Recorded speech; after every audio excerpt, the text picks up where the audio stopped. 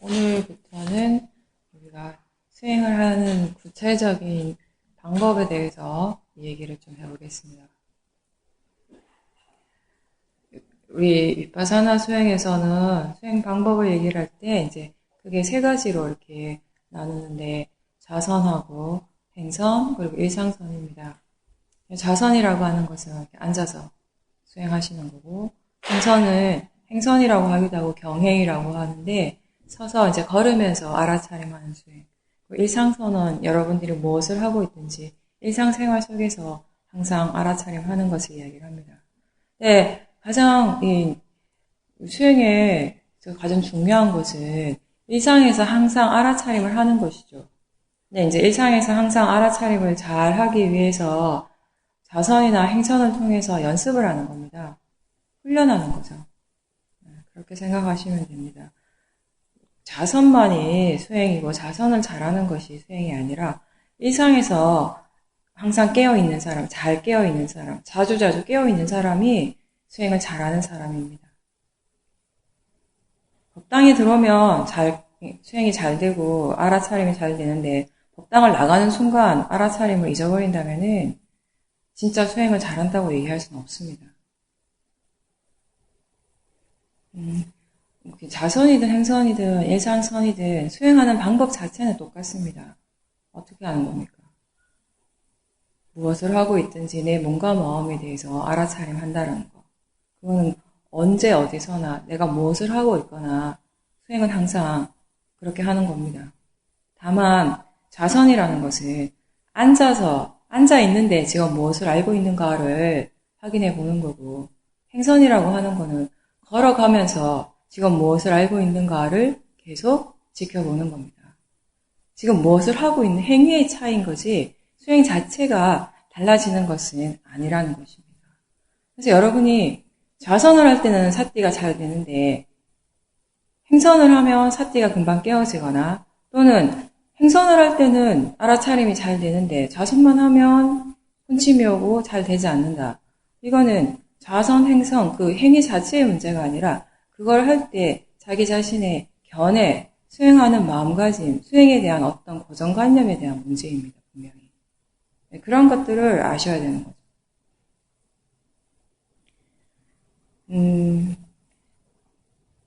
그 자선하면서 알아차림하는 대상 중에 가장 이제 이 인터뷰를 할 때 수행자들이 많이 얘기하는 것 중에 하나가 이제 몸의 느낌, 대체로 이제 통증을 관찰하는 부분, 이런 부분에 대해서 얘기를 많이 하게 되고, 어떻게 관찰하는가 이렇게 좀 힘들어 하시는 분들이 많고, 또 생각을 관찰하는 것, 그런 부분들이 좀 대체로 공통적으로 사람들이 많이 궁금해하고 수행하기 힘들어하는 부분이기 때문에 그 점들에 대해서 얘기를 하고, 또 일상에서 우리가, 일상의 여러 가지 행위 중에서 밥 먹을 때, 공양할 때, 말을 할 때 어떻게 살띠를 두는가, 이런 부분들을 먼저 중점적으로 이야기를 하겠습니다.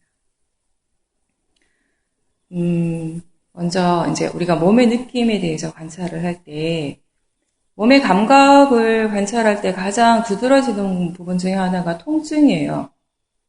특히 자선할 때 굉장히 분명한 대상입니다. 머리가 아픈 분도 있을 거고, 어깨가 유난히 아픈 사람도 있을 거고, 또 많은 사람들이 다리가 저리고, 다리가 아파서 힘들어하는 경우가 많고. 네, 가장 우선적으로 아셔야 될 거는 이러한 느낌을 관찰할 때나, 느낌이 아니라 하더라도 다른 어떠한 대상을 관찰할 때 그 대상을 향해서 지금 반응하는 마음이 로바나 도사, 즉 탐심이나 진심이 일어나고 있다면은 그 원래의 대상, 그 느낌이나 그 원래의 대상을 바로 보는 것이 아니라 그걸 잠시 옆에다 두고 지금 현재 일어나고 있는 그 느낌에 대해서 일어나고 있는 탐심이나 진심을 지금 먼저 봐야 되는 겁니다. 왜 그런가 하면은 그걸 보지 않은 채 계속 그 느낌만 보고 있으면은 결국에는 그 번뇌의 마음, 탐심이 그 느낌을 보고 있는 것이 되는 것이고 그 화의 마음으로서 느낌을 보는 것이거든요. 여러분들이 바른 견해로서, 즉 지켜보는 마음에 탐진치가 없이 수행을 하면 보면 볼수록 많은 것들을 우리가 이해를 해 나갈 수 있지만 탐심으로 지켜보게 되면은 보면 볼수록 탐심이 커지게 되는 것이고 진심으로 볼 때는 그 진심이 커지게 되는 것이에요. 그래서 항상 그 대상이 법의 대상이 되어야 되는 것이지 탐심이나 진심의 대상이 되어서는 안 된다라는 것이 가장 중요한 부분 중 하나입니다.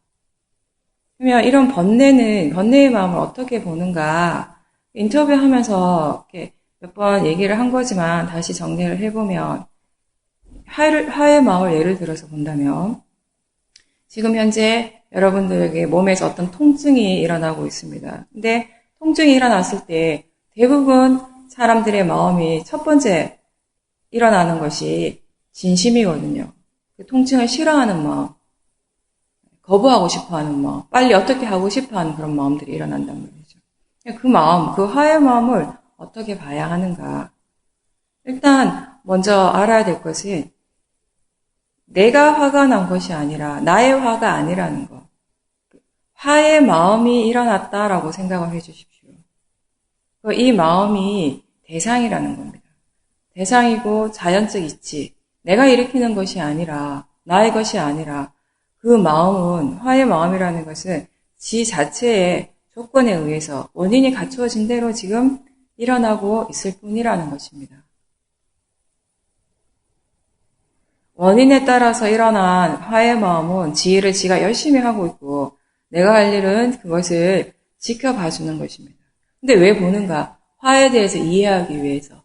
화라는 것이 과연 뭔가, 화의 성질이라는 것이 뭔가, 이러한 것들을 이해하는 것이 우리가 할 일인 겁니다. 지난 수십 년간 셀 수 없이 수많은 화를 내고 살았습니다, 우리가. 엄청나게 크게 내기도 하고, 사소하게 내기도 하고, 짜증을 내기도 하고, 귀찮아하기도 하고, 수많은 화의 마음들을 내고 살고, 화가 나면은 대체로 사람들이 본인이 화가 난 그 자체를 또 싫어하죠. 그래서 화가 난 것도 화가 난 거지만, 그게 또 어떤 결과를 일으키냐면, 나중에는 화가 난 것에 대해서도 화가 납니다. 네. 이렇게 우리가 평생을 화를 내고 살아왔지만, 화를 싫어하는데, 그럼에도 불구하고 우리가 화에 대해서 분명히 알고 있는 건 별로 없다라는 거예요. 화의 성질에 대해서 알고 있는 것이 없다라는 것입니다.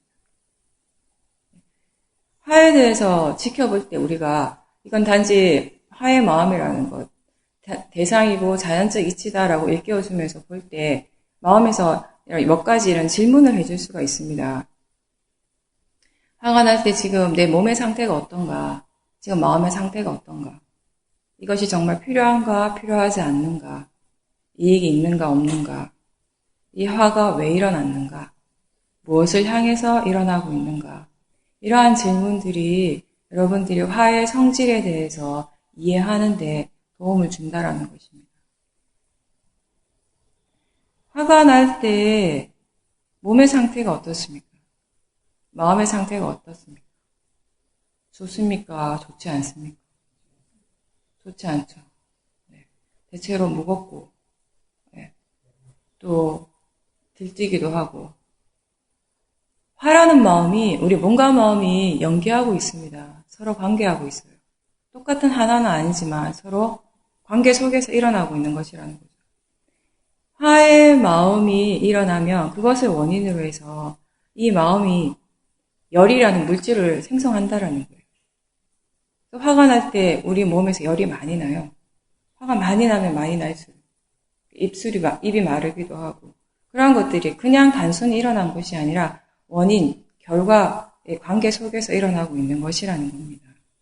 마음의 상태도 분명히 좋지 않죠. 느낌이 좋지 않습니다. 그러한 것들도 역시 대상으로 보라는 것입니다. 그러한 것들이 지금 현재 내 몸과 마음에서 일어나고 있기 때문에 그러한 것들을 총칭해서 우리가 화라고 얘기를 하고 있거든요. 내가 화가 났다라고 표현을 하고 있는 것입니다. 화가 왜 일어났는가 이런 질문은 보통 사람들에게 화를 보세요, 화를 지켜보세요라고 하면 보기는 보는데 어떻게 보냐면 이게 화가 왜 일어났는가 어떤 내용적인 면을 보고 있어요. 그 내용적인 면은 온통 관념이라는 것이에요. 상대방이 나한테 어떤 말을 했고 어떤 행동을 했고 그런 말 때문에 내가 지금 화가 나고 있고 그런 마음이 어떻게 생각하는가 하면 이건 화가 날 일이라는 거예요. 화가 나는 게 당연하다라는 거죠. 그런 생각이 일어나고 있다면 마음은 분명히 화를 일으키는 것입니다. 여기서 화가 왜 일어났는가라고 물어보는 것은 그런 내용적인 측면이 아니라 지금 현재 마음이 어떻게 일을 하고 있는가, 어떤 식으로 작용하고 있는가, 실제로 일어나고 있는 그것을 얘기를 하는 것입니다. 방금 내가 얘기한 것처럼 마음이 지금 어떤 생각을 하고 있고 어떤 견해를 가지고 있고 이걸 정말 대상으로 보고 있는가 아니면 화가 날 일이라고 생각을 하고 있는가 대상의 자연적 이치로 보고 있는지 그냥 그 내용 속에 내가 빠져 있는지 이 상대방이 나에게 이런 일을 했고 이런 말을 했고 이런 생각을 하면 할수록 그런 생각들이 느낌을 유발을 시키고 좋지 않은 느낌을 일으키고 몸과 마음에 이런 느낌들이 다시 그 화의 마음을 더 강하게 더 거칠게 만들어가는 결과를 일으키는 거예요. 그러한 마음의 작용들이 바깥이 아니라 자기 자신에게서 지금 일어나고 있는 것이거든요. 그러한 것들을 보라는 것입니다. 화의 마음을 보는 것이 직접 보는 것이 어렵게 느껴지면 잘 되지 않는다면 느낌을 한번 보십시오. 화가 날 때 항상 느낌이 같이 있습니다.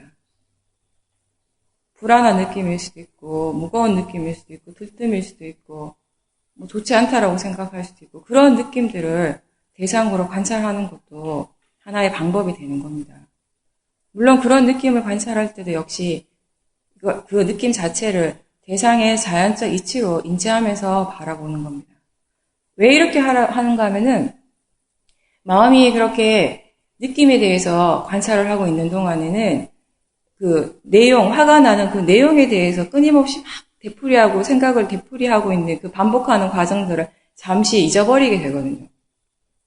그래서 느낌을 지켜보면서 느낌을 대상으로 지켜보는 과정에서 화가 조금 이렇게 진정이 되는 효과가 있다라는 거죠. 조금 화의 마음이 진정이 됐을 때 그때 다시 화의 마음을 대상으로 한번 보는 겁니다. 그런 식으로 이제 수행을 할 수 있는 거예요. 근데 어떤 사람과의 관계 속에서 우리가 물론 이런 일이 있을 수 있어요. 상대방이 말이나 행동이 정말 잘못된 일일 수도 있습니다. 그죠? 바르지 않는 그런 행위를 하고 진짜 바르지 않는 그런 말을 하는 경우도 있죠, 사실은. 그런데 그 행위가 정말 잘못되고 잘못된 말이었다면은 그게 그 사람의 잘못된 말이나 행위의 결과는 100%그 사람의 몫이라는 겁니다. 즉 원인과 결과, 다른 말로 하면 그게 업과 업의 과보입니다. 이미 지금 일어난 업의 결과는 그 누구도 피해갈 수도 없는 것이고 그 어떤 사람도 다른 사람의 업을 대신 받을 수 있는 것도 아니라는 것이죠. 그러니까 그 상대방이 정말 잘못된 행위나 말을 했다면은 그 행위의 결과는 그 사람의 일이라는 거죠. 그런데 그건 내 일이 아니라는 거죠. 근데 그 사람의 그런 행위나 말에 대해서 그걸 향해서 그걸 조건으로 해서 내 마음에 지금 화가 일어나고 있다면은 그거는 100% 나의 일이라는 겁니다. 모든 화의 마음은 다 불선업이에요. 그 어떤 화의 마음도 선업으로 정당화될 수 있는 것은 없다라는 것이에요. 선업이든 불선업이든 일어난 것은 그 과보가 반드시 있게 되는 것이 결과가 생기게 된다라는 것입니다. 근데 잘못된 행위와 말을 한 건 상대방의 몫이라 할지라도 그것에 대해서 화를 낸 건 100% 나의 몫이고 화라는 건 100% 불선업이고 그 불선업의 과보는 0.1%도 그 상대방한테 가는 것이 아니라 나에게 오는 것이라는 것이에요. 그러한 점들을 한번 생각해 보십시오. 그래서 경전에 부처님이 이제 화에 대해서 말씀을 하신 게 이런 이야기가 있습니다. 다른 종교의 사람들이 불교와 부처님 가르침과 승단에 대해서 막 비방을 많이 하고 다니니까 그때 부처님 제자들이 거기에 대해서 굉장히 화가 많이 난 거예요. 그래서 그 사람들한테 가서 뭐라고 하려고 하는데 부처님께서 그때 이런 말씀을 하시는 거예요. 다른 사람들이 나의 가르침과 승가를 헐뜯더라도 그대들은 화를 내거나 원망하거나 불쾌하게 생각해서는 안 된다. 만일 그대들이 화내거나 불쾌하게 생각한다면 그것은 오직 그대들에게 장애가 될 뿐이다. 화의 마음은 자기 자신에게 장애가 되는 거죠. 화의 마음이 일어날 때 모든 그 좋지 않은 그런 결과들이 내 몸과 마음에서 일어나게 되는 것입니다. 화나고 불쾌할 때 다른 사람이 말하는 것이 옳은지 그른지 분간할 수 있겠느냐? 분명히 없죠. 만약 다른 사람이 말하는 것이 옳지 않다면 그대들은 그 사람에게 무엇이 잘못된 것인지 설명해야 한다. 그 말은 옳지 않고 사실이 아니고 우리와 다른 이야기라고 말해야 한다. 여기서 중요한 거는 사실을 이야기를 하되 그 사실을 이야기하는 마음이 화의 마음이어서는 안 된다라는 것입니다. 화가 너무 강할 때는 느낌을 보는 것도 불가능하고 그때 그 순간에 알아차림하는 것이 도저히 불가능한 그런 상황이 있을 수도 있어요. 너무 거칠게 화가 많이 날 때는. 그럴 때는 알아차림하기보다는 사마타 수행 방법으로 잠시 전환을 시키는 게 효과적입니다. 화가 나고 있는 화가 향하고 있는 그 상대를 계속 보고 있기보다는, 접하고 있기보다는 잠시 자리를 피해서 자기 혼자 있을 수 있는 곳에 가서 호흡을 본다거나 어떤 대상에 대해서 본인이 집중을 하기 쉬운 대상을 하나 붙들고 집중하는 사마타 수행을 하면서 잠시 그 화의 열기를 좀 내려놓는 그런 시간이 필요한 겁니다. 그런 다음에 화가 좀 누그러진 다음에 다시 느낌을 보든지 화의 마음을 직접적으로 관찰하든지 비파사나로 돌리는 겁니다.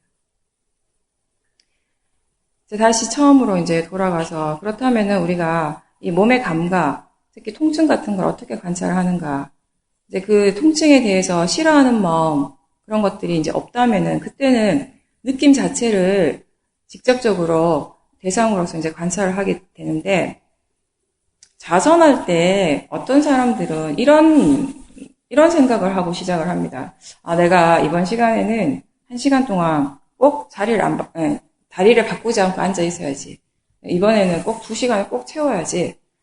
자선할 때 이제 그런 생각을 미리 이제 딱 정해놓고 자선을 시작하는데 이거는 그렇게 다른 마음가짐이 아닙니다. 자선을 오래 하려고 하지 말고 알아차림을 오래 하려고, 알아차림을 잘 하려고 생각을 하셔야죠. 그리고 우리가 한 자세로 오래 앉아 있으면 다리가 아프고 통증이 일어나는 것은 사실 자연스러운 현상이에요. 몸이 있기 때문에 느낌이 일어나는 것은 너무나 자연스러운 현상입니다. 그런데 수행을 할 때는 사람들이 모든 조건들이 다 완벽하기를 바라는 마음이 굉장히 강해요. 그 조건들이 완벽하면 내가 수행을 되게 잘할 것 같거든요. 그 조건이 안 완벽해서 내가 수행을 못하는 것 같다는 거죠. 근데 사실은 내 마음의 견해가 바르면 바깥의 조건들이 수행하는데 크게 영향을 미칠 수가 없다는 것이에요. 그래서 이렇게 통증이 일어날 때, 다리가 아플 때 그것을 관찰을 하는데 그때 이 관찰을 해도 통증 자체가 굉장히 심해질 때가 있습니다. 사띠 힘이 좋을 때는 관찰하면서 이 통증이 약해지기도 하지만 그렇지 않을 때도 많거든요. 통증이 너무 강할 때는 그때는 계속 참으면서 그 통증을 관찰하기보다는 자세를 바꾸는 것도 상관없습니다. 왜냐하면은 수행이라는 것은 우리가 좋은 마음을 기르기 위해서 하는 건데 몸의 통증이 너무 강할 때는 계속해서 좋지 않은 마음이 일어나게 되거든요. 그래서 바꾸는 것이 불가능한 것은 아닌데 다만 아프다고 해서 마음대로 아플 때마다 바꾸라는 것은 아니고 최대한 관찰할 수 있는 만큼 관찰을 하되 그게 너무 심한 경우는 그 자세를 바꾸는 그 과정도 다 알아차림하면서 하셔야 되는 거예요. 바꾸고 싶어 하는 마음을 보고 참을 수 없어 하는 그 마음도 지켜보고 그 바꾸는 행위를 알고 그리고 자세가 조금씩 바뀔 때 마음의 상태가 어떻게 달라지는지, 몸과 마음의 관계에 대해서 이렇게 지켜보면서 바꾸는 거죠. 그렇게 하시는 것은 괜찮습니다. 이 몸에서 이런 통증 같은 것이 일어날 때마다 이게 잘못된 것이 아니라, 나쁜 것이 아니라 자연스러운 것이라고 생각하셔야 돼요. 자연적 이치로 일어나고 있다라고 그렇게 생각할 수 있어야 합니다. 수행을 한다고 해서 내 몸이 갑자기 달라지는 것은 아니거든요. 하루아침에. 수행을 하던 하지 않던 안이비설신의 육문을 통해서 대상이 일어나는 것은 똑같습니다. 그런데 다만 그게 일어날 때 수행을 하지 않을 때는 그게 내가 아프다라고 생각하고 다리가 너무 아프다라고 생각하고 나의 느낌으로 생각하고 받아들이니까 더 힘들고 자꾸 없애고 싶어하는 마음이 일어나지만 수행을 할 때는 그것을 대상으로서 자연적 이치로서 받아들인다라는 그런 차이가 있는 것입니다.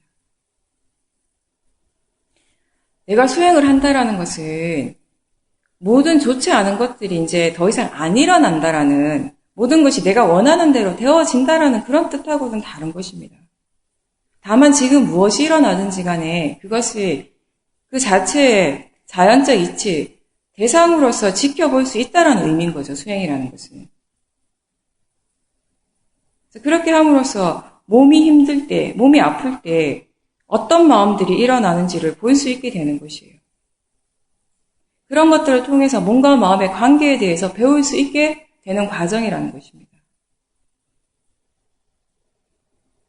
내가 그 느낌으로 인해서 고통스러워하고 있는지, 즉 그 느낌을 단지 느끼고 있는지, 그 느낌을 알아차리고 있는지 아셔야 합니다. 고통을 그냥 고통으로서 느끼는 것이 수행이 아니고 그 고통의 느낌을 알아차림하는 것이 수행입니다. 고통이 안 일어나는 것이 수행이 아니라. 수행을 하기 때문에 내 몸과 마음이 편안해져야 된다는 것이 아니라 무엇이 일어나더라도 그것을 자연적 이치로서 이해를 하기 때문에 있는 그대로 받아들일 수 있고 그렇게 받아들임으로 해서 내 몸과 마음이 결과적으로 편안해진다는 것입니다. 그게 수행의 이익이에요.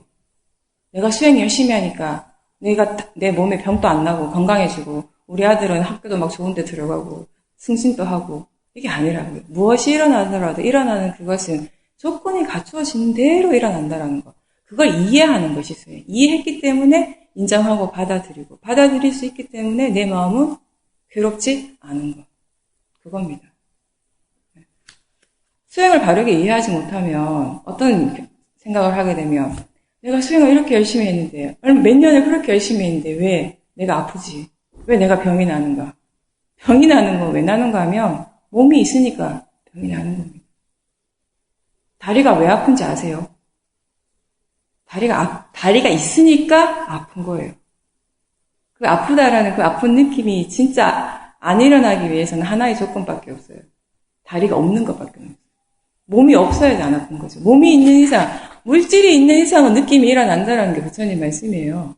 근데 그걸 싫어하고 거부하고 내가 거절한다고 해서 그게 안 일어나겠냐고요. 그런 건 아니잖아요. 그 일어나는 이치에 대해서 이해를 하는 것이 다만. 그게 수행의 지혜이고 수행의 이익이라는 거죠. 그런 식으로 이제 통증에 대해서 관찰을 하는데, 그렇게 이제 그 통증을 지켜볼 때 사실은 우리가 그 느낌이죠. 통증이라는 것은. 그렇죠? 느낌이에요. 그 느낌에다가 이름을 붙이기를 얘는 통증이에요. 아픈 느낌. 느낌 이러면 별거 아닌 것 같은데 통증 이러니까 마음이 좀 달라져 버리는 거예요. 갑자기 이건 좀 좋지 않은 것, 싫은 것, 도사의 마음, 진심으로서 이걸 반응하게 하거든요. 근데 그게 통증이든 부드러운 느낌이든 단지 대상이라는 거, 느낌으로서 알 수 있는 대상이라는 점에서는 다 같다라는 것이에요. 그 느낌을 관찰할 때 그게 통증이든 좋은 부드러운 느낌이든지 느낌 그 자체는 사실은 좋은 것도 나쁜 것도 아니고 중립이라는 겁니다. 느낌 그 자체는.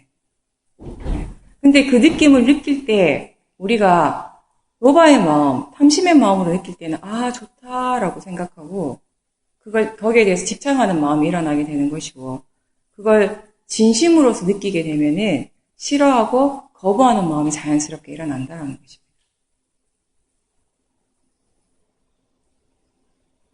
그런 아픈 느낌, 통증이 일어날 때 그걸 대상의 자연적 이치로서 지켜보고 그것이 원인에 따라서 조건지어져서 일어나고 있는 것일 뿐이지 내 다리가 아픈 것이 아니라 그런 느낌이 지금 원인에 의해서 일어나고 있다라고 그렇게 한번 지켜봐 보십시오.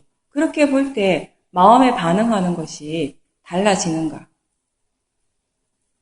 느낌에 대해서 화의 마음이나 로바의 마음이 탐심의 마음이 있을 때와 없을 때 어떻게 다른지를 수행하는 사람들이 스스로 체험을 해 보셔야 돼요.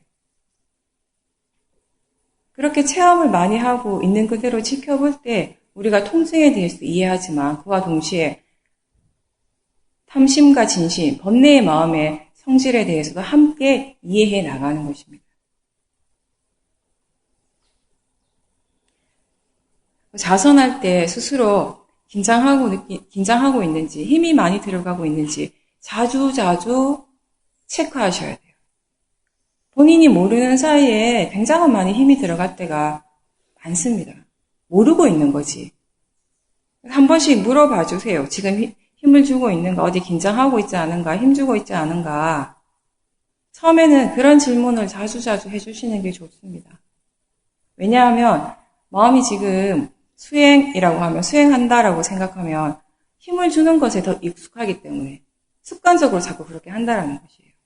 힘을 주지 않는 것 자체가 수행인데 힘을 주지 않고 수행하는 걸 아직 잘 모르기 때문에 지금은 힘을 빼는 걸 먼저 연습을 하는 것이에요. 그래서 마음이 정말 힘을 주지 않고도 알아차림을 할 수 있구나라는 걸 분명히 이해하게 되면 그때는 자연스럽게 힘주지 않고 수행을 할 수 있게 되는 겁니다.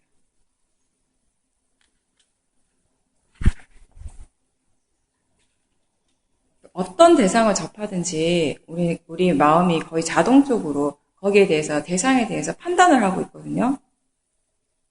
생전 처음 보는 사람한테도 마음이 그렇게 판단하지 않습니까? 그 사람 내가 오늘 처음 봤어요. 처음 보고 이제 막 인사하는데 우리 마음이 막 뭐라고 얘기를 하는 거 그 사람에 대해서. 왠지 좋은 사람일 것 같다. 왠지 나랑 잘 맞을 것 같다. 왠지 좀 아닌 것 같다. 그런 식으로 막 판단을 합니다. 판단하는 것 자체, 그렇게 생각하는 것 자체는 마음의 자연적인 현상 중에 하나예요. 그게 일어나는 건 자연적 이치라는 겁니다. 그걸 하지 말라는 것이 아니라, 그걸 막으라는 것이 아니라, 일단 그렇게 마음이 말을 하고 있다는 걸 지켜보십시오. 그 대신에 그 마음을 믿지는 마십시오. 지켜는 보되 믿을 필요는 없다라는 것입니다. 근데 우리는 지켜보는 건 하지 않고 그냥 무조건 믿는 것부터 합니다. 근데 그 마음이 지혜의 마음이 아니거든요. 내가 그 사람에 대해서 아는 것도 하나도 없는데 일어나는 그 마음이 어떻게 지혜겠습니까? 그냥 내가 생각하고 싶은 대로 생각하는 거죠. 내가 생각하고 싶은 대로 생각하고 판단하고 싶은 대로 판단하는 거는 대부분 모하예요. 치심, 어리석음이 거기서 작용을 하고 있다는 것입니다. 그런 마음을 바로 믿지 말고 내 마음에서 일어난다고 내 마음이라고 해서 내 생각이라고 해서 무조건 믿지 말고 수행하는 사람들은 인내심이 있어야 돼요. 잠깐 기다릴 줄 아셔야 됩니다. 잠깐 한 템포 쉬었다가 한 템포 쉰다는 게 뭐냐면 그 마음을 믿는 것부터 하는 게 아니라 우선 대상이고 자연적 이치다라고 일깨워주면서 한번 봐주라는 거예요. 보고 또 여유가 있다면 할 수 있다면 이 마음을 정말 믿어야 되는가? 믿을 필요가 있는가? 이러한 것들을 질문해 볼 수도 있죠. 수행을 계속 해오신 분들. 이렇게 하는 것이 매 순간순간 자기 자신을 돌아보는 거, 성찰하는 과정입니다.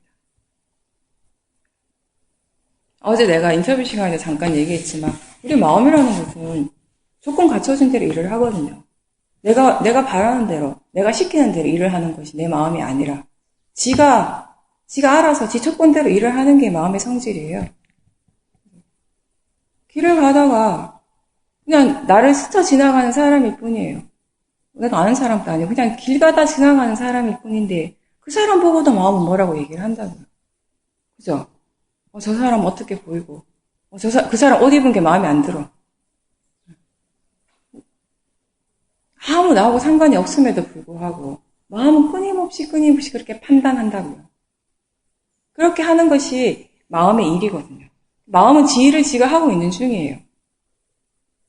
우리가 할 수 있는 거는 그 일 자체, 마음이 일하는, 작용하는 그 자체를 막는 것이 아니라, 없애려고 하는 것이 아니라, 그렇게 하고 있다는 걸 아는 것, 알되, 그게 대상이다, 자연적 이치다라고, 그런 바른 견해로서 계속 알아차림해 주는 겁니다. 이렇게 우리가 수행을 하면은, 수행을 하지 않을 때는 내 스스로 지금 무엇을 잘못하고 있다는 걸, 뭐가 잘못됐다는 걸 알 수가 없지만 수행을 하면 점점 우리가 자기 자신에게 지금 무엇이 잘못되는지를 스스로 알 수 있게 돼요. 다른 사람이 얘기해 주지 않아도. 사실 남이 나한테 뭐 잘못됐다고 얘기해 줄 때 쉽게 납득할 수 없거든요. 왜냐하면 자기 자신이 자기를 보지 않으면 이해할 수가 없으니까. 근데 자기가 자기의 모습을 있는 그대로 보게 되면은 납득하지 않을 수가 없어요. 뭐가 잘된 것인지 뭐가 잘못된 것인지.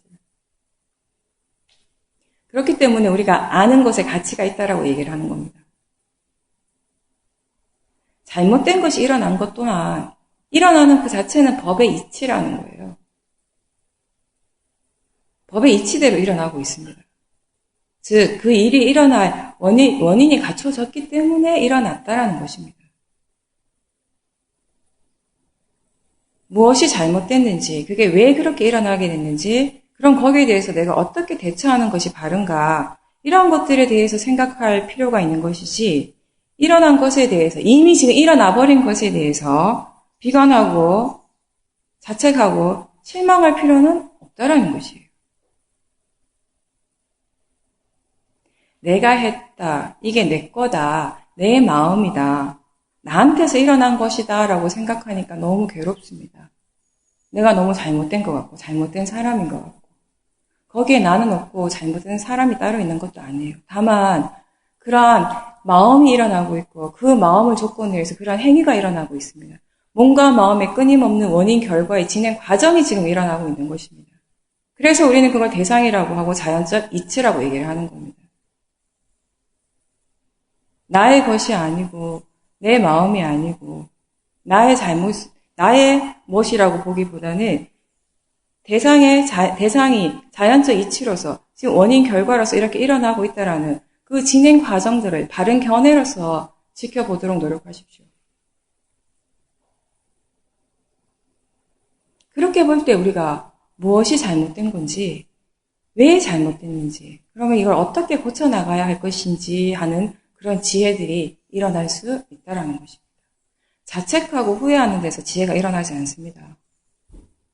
자책하고 후회하는 것 또한 도사의 일종이에요. 화의 마음의 일종이에요. 물론 잘못된 것에 대해서 후회하는 마음이 일어나야지 날 때 우리가 다음에 똑같은 잘못을 하지 않도록 조심을 하게 되는 거있지만 계속 후회하고 계속 자책만 해서는 안 된다는 것이에요.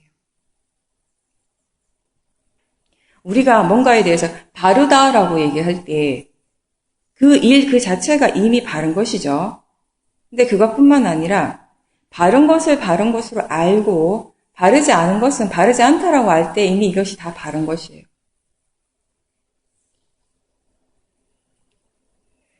어떤 일이나 어떤 대상 그 자체에 대해서 너무 중점을 두지 말고 그것을 알고 있다는 점에다가 관심을 가져보십시오. 가치를 더 보세요. 아는 쪽에다가. 잘못한 그 일 그 자체에다가 너무 가치를 두면 계속 잘못한 것만 생각이 나요. 근데 그것을 이제 알았다라는 거. 그게 왜 일어난지도 알았다라는 거. 지금 이렇게 일을 하고 있다라는 거, 아는 거. 그쪽에다 가치를 한번 더 보라는 것이에요. 그럴 때 우리의 마음이 발전을 해 나갈 수 있다는 것이에요. 과거에 머물지 않고. 우리가 어리석은 일을 되풀이하는 것은 그걸 계속 하고 싶어서 하는 것이 아니라 결국은 그걸 멈추는 방법을 몰라서 계속 하는 거예요. 번뇌를 막을 수 있는 것은 지혜밖에 없습니다. 그래서 우리가 수행을 하고 계속 지혜를 개발시켜 나가야 한다는 것입니다. 그러지 않으면, 지혜를 계속 개발시켜 나가지 않으면 우리는 계속 번뇌에게 당하게 되니까.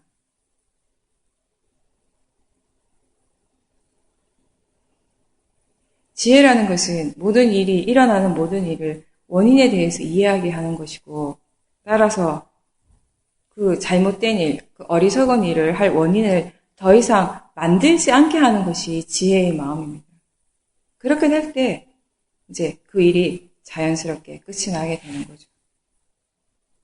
대상을 통해서 일어나고 있는 그 마음을 알아차리고, 그것이 선업의 마음인지 불선업인지를 알고, 그걸 지금 당장 없애라는 것이 아니라, 그게 지금의 바로 첫 번째 목적이 아니라, 그런 마음들이 어떤 식으로 진행하고 있고, 어떤 원인 결과의 과정을 만들어내는지 그걸 한번 보라는 것이에요. 선업의 마음을 따라가면 어떤 이익이 있는지, 불선업의 마음을 따라가면 어떤 좋지 않은 결과가 있는지 스스로 볼 때 우리가 선업에 대해서 이해를 더 많이 하게 되고 불선업에 대해서 더 이해를 하게 된다는 것입니다. 선업의 마음은 진짜 이익이 있는 것이라는 거, 진짜 좋은 마음이라는 걸 완전히 알게 되면, 그리고 불선업의 마음은 진짜 좋지 않다라는 걸 그냥 생각으로 아는 것이 아니라 분명히 이해하게 되면 마음은 자연스럽게 선업을 개발시키는 쪽으로 해 나가게 된다는 것이에요. 이런 이해가 우리들에게 자기 자신과 이 세상을 있는 그대로 보게 하는 어떤 새로운 시각, 새로운 사고를 형성하는 것입니다. 자기 자신에 대한 바르고 새로운 이해가 매 순간순간 몸과 마음에서 일어나고 있는 이 신구의 삼업에 긍정적인 영향을 주고 그것이 우리의 삶을 조금씩 발전적인 방향으로 이끌어준다는 것입니다. 네, 그리고 우리가 일상에서 그 여러 가지 활동 중에 하나 밥 먹는 거, 공양 시간 있죠. 사실 이 공양 시간이 여러분들이 수행하기 진짜 좋은 시간이에요. 근데 그럼에도 불구하고 진짜 수행이 안 되는 시간이기도 합니다. 잘 안 되시죠? 밥 먹을 때 수행. 네. 왜 이게 수행하기 정말 좋은 시간인가 하면 육문에서 일어나는 대상이 너무나 분명하기 때문에 안입이 설신이 각각의 대상들이 더없이 분명하거든요. 보이고 있고 소리 들리고 냄새 진짜 정확하죠. 분명하죠. 냄새로서 우리가 수행을 할 수 있는데 잘하는 사람은 별로 없습니다. 왜 그런가 하면 냄새로 수행하는 걸 거의 해본 적이 없어가지고 냄새로는 뭘 하는가 하면 우리가 좋은 냄새 나면 좋아가지고 계속 그걸 맡고 있고 좋지 않은 냄새, 싫어하는 냄새는 코를 막아버리고 숨을 안 쉬어버리지 피해가버리죠. 그걸 대상으로서 알아차림하려고 하는 노력은 거의 해본 적이 없습니다. 냄새가 대상이라고 아는 이해가 거의 없죠. 그리고 맛. 밥을 먹고 음식을 먹으니까 당연히 맛을 알 수 있고 또 우리가 몸에서 느낌이 일어나잖아요. 씹는 과정을 통해서 뭐 배가 고픈 느낌도 일어나고 있고 여러 가지 몸의 느낌들이 다 일어나고 있어요. 그 순간에. 그리고 의를 통해서 생각이 일어나죠. 먹고 싶어하는 생각, 그리고 뭐 탐심 이런 것들. 대상 자체는 다른 어떠한 행위보다 6가지가 다 분명한데 왜 안 되는가 하면은 탐심이 너무 강해요, 지금. 먹고 싶어 하는 마음 자체가 너무 강하다고. 어떤 습관이든지 우리 마음에 지금 탐진치 중에 어떤 번뇌가 강하게 일어나고 있다면 그 순간에 수행은 굉장히 어려워지는 겁니다. 밥 먹을 때 수행하기 어려운 가장 근본적인 이유가 이거예요. 밥 먹을 때뿐만 아니라 말할 때도 마찬가지. 말할 때 사띠 들기 힘든 이유가 말하고 싶어 하는 그 강렬한 마음, 그 마음 때문이고 밥 먹을 때도 마찬가지. 공양시간도 마찬가지. 먹고 싶어 하는 마음이 굉장히 강하다는 거예요. 그 마음을 먼저 보셔야 돼요. 먹고자 하는 마음, 먹고 싶어 하는 마음. 그 마음을 대상으로 보지 않으면은 그 마음을 이미 있는 채 뭘 먹게 되면은 그때 일어나는 모든 대상들은 그 로바의 탐심이 대상이 되는 거예요. 수행의 대상이 아니라. 여기 법당에 앉아있고 행선을 하고 이럴 때는 여러분들의 관심이 최대한 이 몸과 마음으로 가려고 막 노력을 하고 있는 중이에요, 지금. 마음의 방향성이 그렇게 설정이 돼 있어요. 주파수가 딱 맞춰져 있다고, 지금 여기는. 그 주파수가 밖에 나가도 그렇게 맞춰져야 되는데, 문제는 동양권에 가면 확 달라지는 거예요. 법당에 있을 때 뭔가 마음에 관심이 막 있던 그런 마음의 관심이 이 식당으로 가는 순간 온통 음식으로 가버리는 거예요, 온통. 그래서 그 먹고 싶어 하는 마음, 맛을 좋아하는 그 마음에 사띠를 두고자 하는 거, 그걸 항상 기억을 하셔야 돼요. 밥 먹을 때, 그리고 우리가 맛을 대상으로 한다라는 것은 어떤 의미인가 하면, 맛있다, 맛없다, 이 맛을 얘기를 하는 것이 아니라, 음식이 혀에 닿았을 때 알아지는 그 맛, 그걸 얘기를 하는 것이에요. 뭐 짠맛, 단맛, 쓴맛, 여러 가지 맛이 있잖아요. 그 자체, 그걸 알아차림하는 거지. 먹으면서 아 맛있다 맛있다 이게 아니라는 거죠. 맛있다라고 하는 것은 그 대상의 원래 그 맛이 맛있는 것이 아니죠. 그 대상을 접할 때 로바의 마음이 아 좋다, 아 맛있다라고 하는 것이에요. 세상에 맛있는 맛이 따로 있는 것은 따로는 없어요. 맛없는 맛이 따로 있는 것도 아니에요. 그 맛을 알 때 마음이 맛있다라고 하면 맛있는 맛인 거예요. 맛없다라고 할 때 맛없는 맛이 되는 것이고, 그 대상의 절대적 가치가 맛있고 맛없다가 아니라는 것입니다. 근데 우리는 이게 맛있는 거, 맛없는 거, 맛있으니까 먹고, 맛이 없으니까 안 먹는 거죠. 내가 좋아하는 음식이니까 먹고, 좋아하지 않으니까 안 먹고, 그냥 맛으로 먹는 것입니다. 근데 자꾸 대상을 관념적으로 보기 때문에 이 로바가 계속 일어나는 것이에요. 이게 뭐다라고 그런 관념적인 데 꽉 꽂혀버리기 때문에. 우리가 여기 내가 지금 있는데 밖에서 만약에 저기 문에서 누가 걸어 들어온다고 생각합시다. 근데 그 사람을 딱 보는 순간, 이렇게 걸어오는 사람을 보는 순간 내 마음에서 아 누구네 라고 얘기를 하는 거예요. 내가 아는 사람이에요.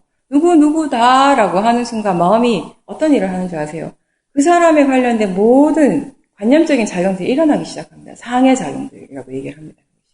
기억들 속에 있던 것들이 다 끄집어 올라와요. 저 사람이 그때 나한테 어떻게 얘기했지? 나하고 그 사람 사이에 어떤 일이 있었지? 예전에 내가 이러한 일 때문에 내가 그때 기분이 나빴지? 어떤 생각이든지 일어날 수 있습니다. 근데 그거 내가 일으키는 거 아니거든요. 마음이 그렇게 하고 있다라는 거예요.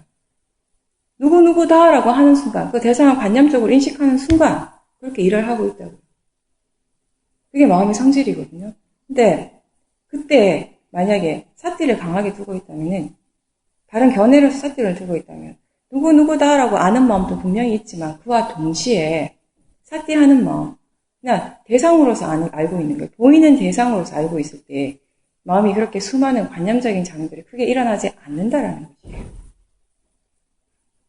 이 맛에 대해서도 마찬가지입니다. 내가 지금 뭘 보는 순간 된장찌개를 보는 순간, 아, 된장찌개다라고 하는 순간, 된장찌개를 좋아하는 사람한테는 먹고 싶어 하는 마음이 강하게 일어난다는 것이에요. 된장찌개 싫어하는 사람, 냄새도 맡기 싫어하는 사람을 보는 순간 싫은 마음이 일어나요. 먹기 싫다라는 거죠. 자꾸 우리가 뭔가를 접할 때, 특히 음식에 대해서도 뭐다라고 하는 순간, 그 관념적인 데 100% 꽂히는 순간, 로바 탐심이, 진심이 계속해서 일어나게 된다는 것이에요. 무엇을 보든지 음식도 보이는 대상으로 보시라는 거예요. 보이는 대상, 들리는 대상, 냄새로서 알 수 있는 대상, 맛으로 알 수 있는 대상, 느낌, 생각, 이런 실제 하는 대상으로 알아차림하는 것을 연습을 하는 겁니다. 밥을 먹을 때도.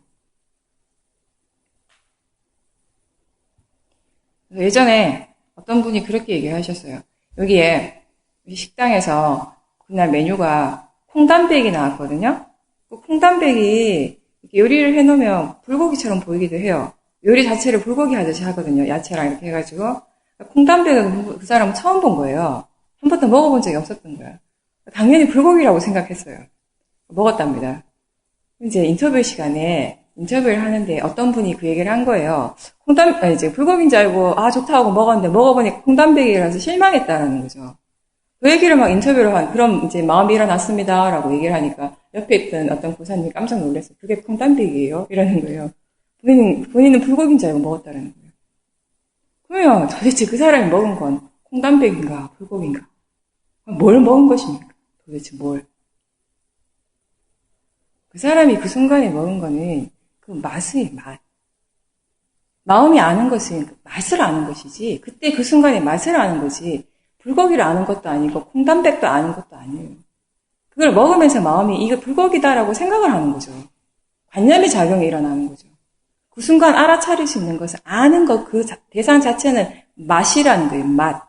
맛은 불고기도 아니고, 콩단백도 아니고, 그냥 그 맛 그 자체라는 거예요. 그게 수행의 대상이라는 거죠. 근데 이제 여러분들 이제 식당에 가서 오늘 점심 때부터 이제 열심히 보셔야 돼요. 네. 여기서 자선하고 행선하시다가 종 쳤어요. 종소리 듣는 순간 마음이 배고프다 이럴 수 있습니다. 좀 전까지 배 안 고팠는데 갑자기 종이 치는 순간 갑자기 배가 고파질 수도 있습니다. 그게 마음입니다. 그리고 배가 고픈 것하고 먹고 싶은 것하고는 분명히 다른 작용이에요. 이게 다르게 일어나거든요. 그게 어떻게 다른지도 한번 지켜보시기 바랍니다. 식당으로 걸어갈 때 일어나는 마음들을 다 지켜보십시오. 걸어가는 행위도 알고, 일어나는 마음 알고, 먹고 싶어하는 마음 알고, 먹고 싶어하는 마음이 강하면 강할수록 아마 걸어가는 발걸음이 빨라질 겁니다. 우리 마음에 로바가 강하면 그 로바가 푸시하는 힘이 있거든요. 미는 힘이 있다고. 또 식당에 들어갈 때 냄새가 나죠. 음식을 보기도 전에 냄새가 날 겁니다. 그 냄새를 대상으로 수행을 하시는 거죠. 그 음식이 있는데 갔을 때 바로 음식을 푸기보다는 한 1초, 2초라도 보이는 대상으로서 한번 알아차림을 해보시기 바랍니다. 보고 있다라는 걸 한번 알아차림 하시라는 거예요. 그래서 지금 그러고 동시에 지금 먹고 싶어 하는 그 마음을 같이 보셔야 됩니다. 그 마음이 조금 가라앉으면 이렇게 한번 음식들을 이제 더는 거죠. 왜냐하면 로바의 마음으로 덜면은 로바가 없을 때보다 훨씬 더 많이 덜게 돼요, 음식. 네. 우리가 대상에 대해서 일어나는 것들을 대상으로서 관찰하고 뭘 먹으면 확실히 먹는 양이 줄어들거든요. 일부러 적게 먹어야지 절대 그런 거 아니에요. 그냥 알아차리면서 먹으면은 우리가 적절함을 알기 때문에 알아차리지 않고 먹을 때는 탐심으로 먹을 때는 탐심은 적절함을 모르거든요. 먹고 싶은 만큼 먹거든요. 그럼 마음이 또 뭐라고 얘기하는가 하면은 이거 내가 좋아하는 거네. 많이 먹어야지. 아니면 또는 이제 몇 숟가락 폈어요. 그만큼 딱 적당히 합니다. 가면 되는데, 가서 드시면 되는데 마음이 또 얘기를 해요. 로바의 마음이. 저녁 안 먹잖아. 좀 더 먹어야 될 것 같아. 점심에 저녁까지 먹을 생각을 이제 하는 거예요. 이제 또 그 로바의 마음이 제대로 보지 않으면 이제 그 마음을 믿고 또 푸는 거죠, 당연히. 이제 그거 드시죠. 먹을 때 이제 알아차림 잘 하셔야 돼요. 씹는 작용을 알고, 혀에 닿는 감촉을 알고, 먹을 때도요, 맛있다 말을 진짜 많이 해요. 그 맛있어 하고, 그 막 더 막 먹고 싶어 하고, 좋아하고, 그 마음이 로바거든요. 그 느낌 아시죠? 그 느낌. 이렇게 막 올라오고 있는 그 느낌을 대상으로 지켜보셔야 돼요. 보면서 드시라고. 그걸 볼 때 맛있다 하는 힘이 점점 약해져요. 그래서 이 수행을 하면서 먹으라고 하는 거는 억지로 적게 먹으라는 것은 아니에요. 무조건 억제하라는 것도 아니고, 그렇다고 해서 지가 하고 싶은 대로 내버려 두라는 것도 아니고, 억제도 아니고 탐닉도 아니고, 로박 없이 하게 될 때, 번뇌 없이 하게 될 때 우리가 적절함을 알 수 있게 된다라는 것이에요. 지금 이런 탐심의 마음을 지켜보고 탐심이 없을 때 먹을 때 먹는 양의 적절함을 안다라는 것입니다. 그렇게 먹는 것이, 그렇게 알아차리면서 알맞게 먹는 것을 우리가 중도로서 먹는다라고, 중도라고 얘기를 하는 것이에요. 중도라는 건 적절함을 아는 것입니다. 그걸 아는 지혜죠.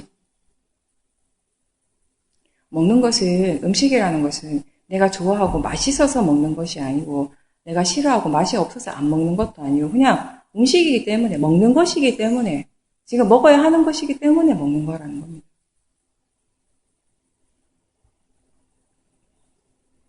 여기서 이런 질문이 있을 수 있어요. 간혹 이렇게 물어보시는 분이 있는데, 아니, 그거 내가 좀 좋아하는 거 한두 개 더 먹겠다고, 밥 한 숟가락 더 먹는다고, 내가 좋아하는 그 아이스크림 한 개 그거 먹는다고, 다른 사람한테 피해주는 것도 아니고, 그게 뭐 그렇게 큰일이라고. 그걸 그렇게까지 지켜봐야 되는가? 그렇게까지 해야 되는가? 그렇게 생각할 수도 있습니다. 그죠? 네. 그 행위 자체는 뭐 그렇게 남한테 피해 주는 것도 아니고 크게 아닐 수도 있지만 중요한 것은 그 행위를 함으로 해서 그 결과는 탐심이라는 불선합의 마음을 키우는 결과를 일으킨다는 거지.